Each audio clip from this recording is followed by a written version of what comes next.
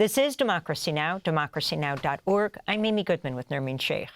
The final debate of New York City's closely watched mayoral race took place Wednesday night. Democratic Socialist State Assemblyman Zohran Mamdani is the Democratic nominee. If he wins, he would become the city's first Muslim mayor. He faced off with Republican candidate Curtis Sliwa and independent candidate and former Governor Andrew Cuomo, who resigned in disgrace in 2021. This is part of one exchange, starting with Sliwa. Adversaries have decided to bump chests with President Trump to prove who's more macho. You can't beat Trump. He holds most of the cards. He's already cut federal funding for Medicaid, for the SNAP program, and is threatening to cut funds for NYCHA. So if you're all of a sudden going to get adversarial, you're going to lose. And who gets hurt? The people of New York City. With Trump, it's always the art of the deal. Hey, Mr. Cuomo. Yeah, the difference on this question is I've actually lived it, and I've done it with President Trump over many years through the most difficult situation that this country has gone through, COVID plus. You're wrong. You're going to have to confront President Trump. He is hyper-aggressive, and he is going to overstep his bounds. And you are going to have to confront him. And you can beat him.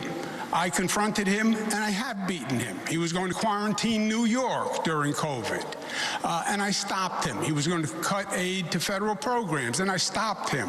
We first just heard from the Republican candidate for mayor, and then we heard from Donald Trump's puppet himself, Andrew Cuomo. You could turn on TV any day of the week, and you will hear Donald Trump share that his pick for mayor is Andrew Cuomo. And he wants Andrew Cuomo to be the mayor, not because it will be good for New Yorkers, but because it will be good for him. Look, Donald Trump ran on three promises. He ran on creating the single largest deportation force in American history. He ran on going after his political enemies, and he ran on lowering the cost of living. If he wants to talk to me about the third piece of that agenda, I will always be ready and willing. But if he wants to talk about how to pursue the first and second piece of that agenda at the expense of New Yorkers, I will fight him every single step of the way. That was Zohran Mamdani, Andrew Cuomo, and Curtis Sliwa at last night's mayoral debate. Later in the debate, Mamdani confronted Cuomo about his record. Mr. Cuomo, in 2021, 13 different women who worked in your administration credibly accused you of sexual harassment. Since then, you have spent more than $20 million in taxpayer funds to defend yourself, all while describing these allegations as entirely political. You have even gone so far as to legally go after these women. One of those women, Charlotte Bennett, is here in the audience this evening. You sought to access her private gynecological records. She cannot speak up for herself because you lodged a defamation case against her. I, however, can speak. What do you say to the 13 women that you sexually harassed?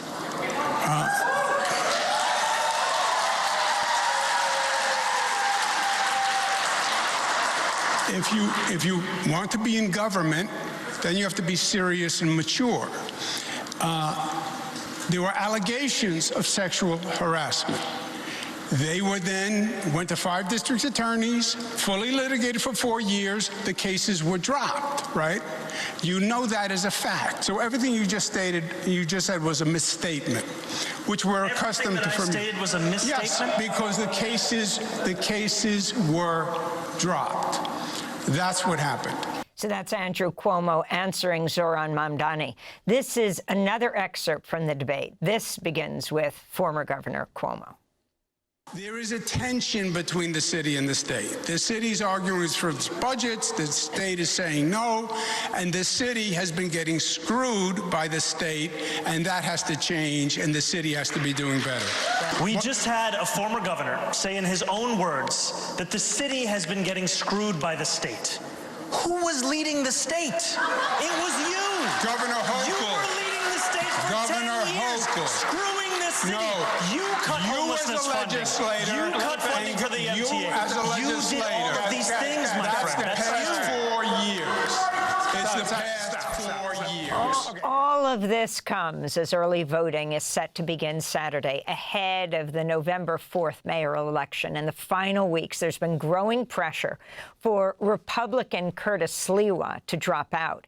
On Wednesday, Sliwa abruptly quit his job at WABC Radio during a live interview on the station, complaining that billionaire owner John Catsimatidis was backing Cuomo, along with other billionaires who've claimed they would leave New York if taxed too highly under Mamdani. Catsimatidis owns Gristedes and D'Agostino's, the grocery chains. For more, we're joined by journalist Ross Barkan, who is following all of this very closely. He's a columnist for New York Magazine, wrote a book on Cuomo titled The Prince, Andrew Cuomo, Coronavirus and the Fall of New York. His most recent book, Fascism or Genocide, How a Decade of Political Disorder Broke American Politics. Ross, welcome back to Democracy Now! Talk about the significance of this last debate and also, you know, the significance of this race for the country with a Democratic socialist in the lead. Say that the race is more significant than the debate. The debate was very interesting, but I don't think it will change all that much. I mean, time is running out for the race dynamics to shift. Zohran Mamdani holds a significant lead. Andrew Cuomo is in second. Curtis Sliwa, the Republicans, in third. He's not dropping out. Early voting is coming up very soon. I expect Mamdani to win. It's not guaranteed. Nothing is guaranteed in life, but he's got a great shot. And for the country and for New York City, it's quite significant. I mean, this is the first time an unabashedly left-wing socialist politician will get to hold a major executive office. Bernie Sanders was the mayor of Burlington, Vermont. Burlington, Vermont is the size of a few neighborhoods in Brooklyn. Zohran Mamdani is going to run one of the great and massive and important cities in the world, and all eyes are going to be on him. He's going to be controlling the largest police department in America, the largest education department, and he will be a leader. Whether he chooses to be a national figure or not, he is one. And so much will be riding on next year and beyond, assuming he wins in a few weeks. And Ross, you mentioned that, of course, New York City has the largest police department in the U.S. And yesterday, during the debate, Zohran confirmed that he's asked Eric Adams' appointee, Jessica Tisch, to stay on as the New York Police Department's commissioner. If you could talk about the importance of him having done that. Well, it's a fascinating choice. It brings great promise and peril as well. So Jessica Tisch is popular with the city's business and finance elite. She's popular with a lot of media members and editorial boards. She's someone who's had success in battling corruption at the police department. She was appointed last year after Eric Adams was indicted. And she is someone who's never walked a beat. She's Harvard educated. She's a billionaire. And she's politically a moderate. She does not share Zohran Mamdani's politics, but for him, having a commissioner like that can ease some of the fears among the many voters and donors who are wary of a 34-year-old socialist running the city.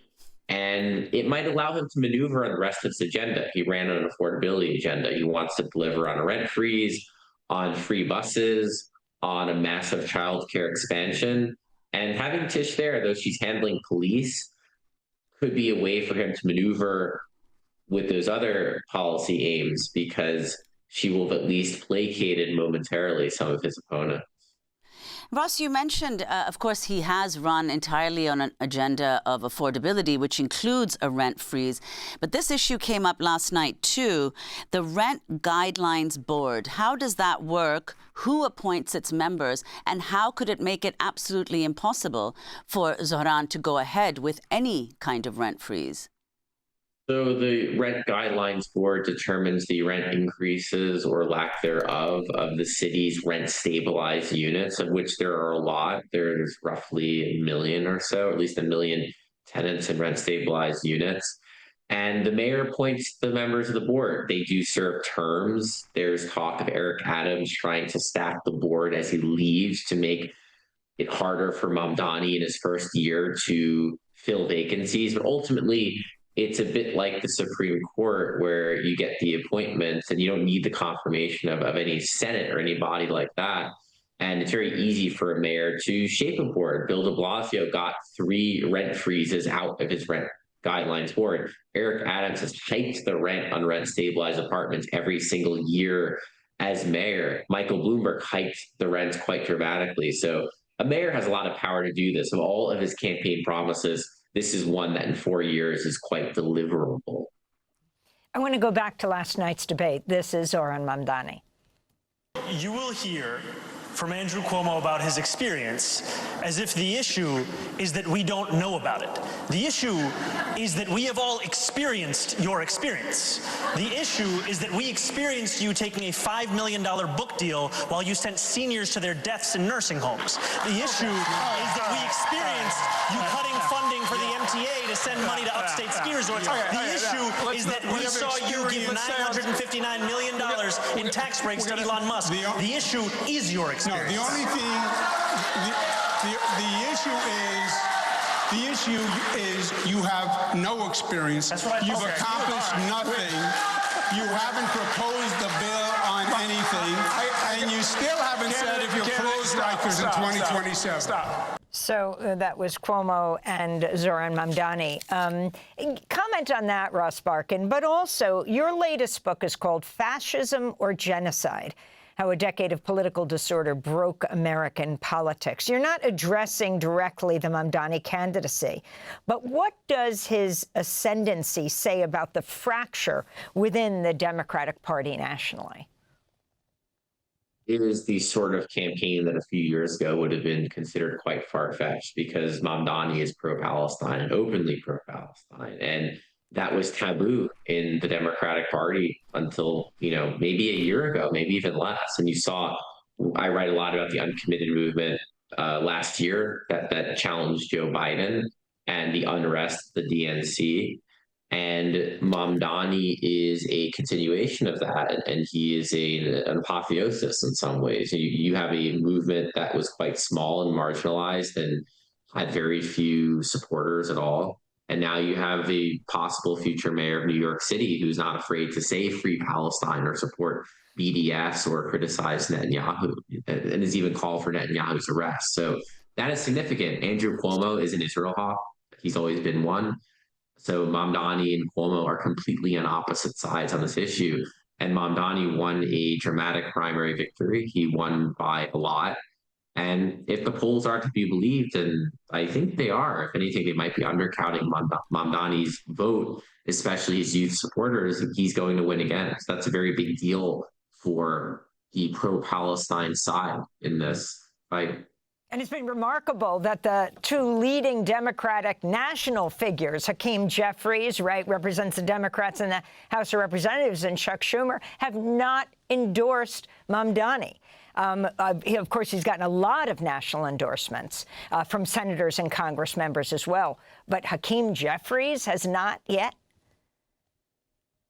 No, they have not. Even the governor of New York, Kathy Hochul, who's a centrist and very pro-Israel and has openly said she disagrees with Mamdani, has endorsed him. So it's not clear at this point what the calculus truly is, other than maybe they feel by endorsing Mamdani they could hurt Democrats in swing districts. It seems like they're overthinking it a bit. They're certainly both very pro-Israel. Schumer and Jeffries both one would characterize as Israel hawks. So Mamdani's politics make them uncomfortable. They're both from New York City, from Brooklyn, so they are ground zero for all this. But I think there are a lot of rank and file Democrats who are wondering why the leaders of the party can't endorse the Democratic nominee. Certainly, if Mamdani wins by a significant margin, they do look weak. We want to go to another topic now, Ross. You have a new article for New York Magazine headlined, "Trump is Courting Catastrophe in Venezuela." And we want to ask you about this latest news we had in headlines. The Pentagon confirmed Wednesday that the U.S. launched strikes against 2 vessels in the Pacific off the coast of Colombia, killing 5 people, and claimed without evidence that the boats were carrying drugs. This follows 7 strikes on alleged drug boats in the Caribbean before. So if you could comment on that.